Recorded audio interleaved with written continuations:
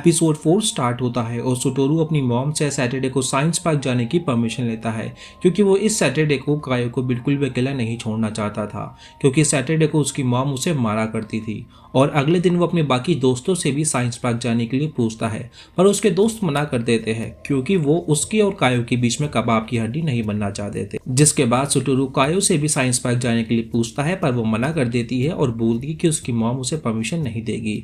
पर सुटोरू स्कूल खत्म होने के बाद में कायो के घर जाके उसकी मॉम से परमिशन लेता है, पर कायो की मॉम मना कर देती है। और जब कायो साइंस पार्क जाने की इच्छा जताती है तो उसकी मॉम उसे मारने ही वाली होती है, पर उतने में सुटोरू की मॉम वहां आके उसका हाथ पकड़ लेती है और सुटोरू की मॉम के फोर्स करने के बाद कायो की मॉम मान जाती है उनके साइंस पार्क जाने के लिए।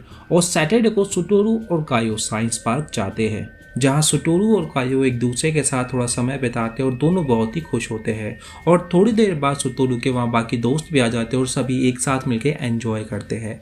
जिसके बाद नेक्स्ट मंडे को इस बार कायो स्कूल टाइम पे आई थी और उसके शरीर पर कोई भी नए चोट के निशान नहीं होते हैं, क्योंकि इस सैटरडे को सुटोरू ने उसकी मॉम को कोई भी चांस नहीं दिया था उसे मारने का। और कल 1 मार्च थी जिस दिन कायो किडनैप हुई थी।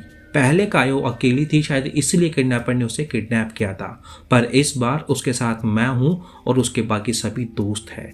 और अगले दिन 1 मार्च को वो सुबह जल्दी उठ के कायो के घर पे जाता है उसे स्कूल के लिए लेने के लिए, और पूरे दिन स्कूल में और स्कूल के बाहर उसके साथ बिताता है और एक पल के लिए भी उसे अकेला नहीं छोड़ता। और रात को जब वो उसे घर छोड़ने के लिए जाता है तभी भी चिल्ला के कहता है कि मैं कल वापस आऊँगा, ताकि उसकी मॉम और उस किडनैपर को पता चल सके कि इस बार कायो अकेली नहीं है, वो उसके साथ है। और रात को सुटोरू टेंशन के मारे सो नहीं पाता तो वो घड़ी लेके कायो के घर के बाहर जाके 12 बजने का वेट करता है।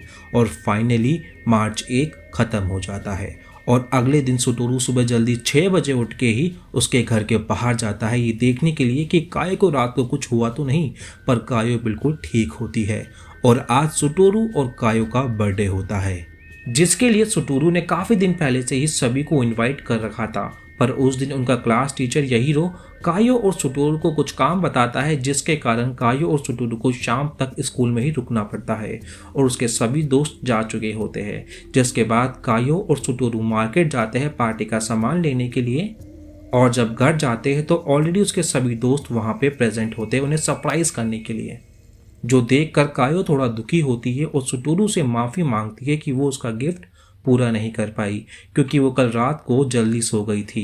जो सुनकर सुटोरू कायो को दिलासा देते हुए बोलता है कि वो उसका गिफ्ट उसे बाद में भी दे सकती है। और वो लोग पार्टी स्टार्ट करते हैं जिसमें दोनों बहुत ही एंजॉय करते हैं और कायो और सुटोरू अपने अपने गिफ्ट्स भी खोलते हैं, जिसमें सुटोरू ने कायो को गिफ्ट में ग्लव्स दिए थे। और पार्टी ओवर होने के बाद में सुटोरू कायो को घर छोड़ने जाता है, पर सुटोरू अपनी जैकेट घर पे ही भूल चुका था और बाहर बहुत ही ठंड थी, तो इसीलिए घर पहुंचने के बाद में कायो उसे अपना स्कार्फ देती है और प्रॉमिस करती है कि वो कल तक उसका गिफ्ट पूरा कर कर उसे जरूर देगी। और घर जाते वक्त सुटोरू बहुत ही खुश होता है क्योंकि उसने कायो की जान बचाकर हिस्ट्री चेंज कर दी थी और वो रात को चैन की नींद सोता है। पर अगले दिन वो स्कूल के लिए लेट हो जाता है और स्कूल जाने के बाद उसे पता चलता है कि कायो आज एब्सेंट है। और स्कूल ख़त्म होते ही सुटोरू सीधा कायो के घर जाता है उससे मिलने के लिए, पर कोई दरवाज़ा नहीं खोलता।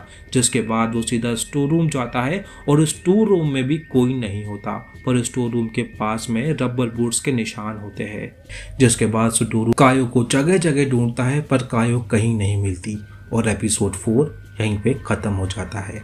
तो दोस्तों वीडियो थोड़ा सा भी अच्छा लगा हो तो प्लीज़ आपसे रिक्वेस्ट रहेगी वीडियो को लाइक कर दीजिए और नेक्स्ट पार्ट के लिए चैनल को सब्सक्राइब और बेल आइकन को दबा दीजिए। मुलाकात होगी आपसे अगली वीडियो में, तब तक के लिए टाटा बाय बाय सायोनारा।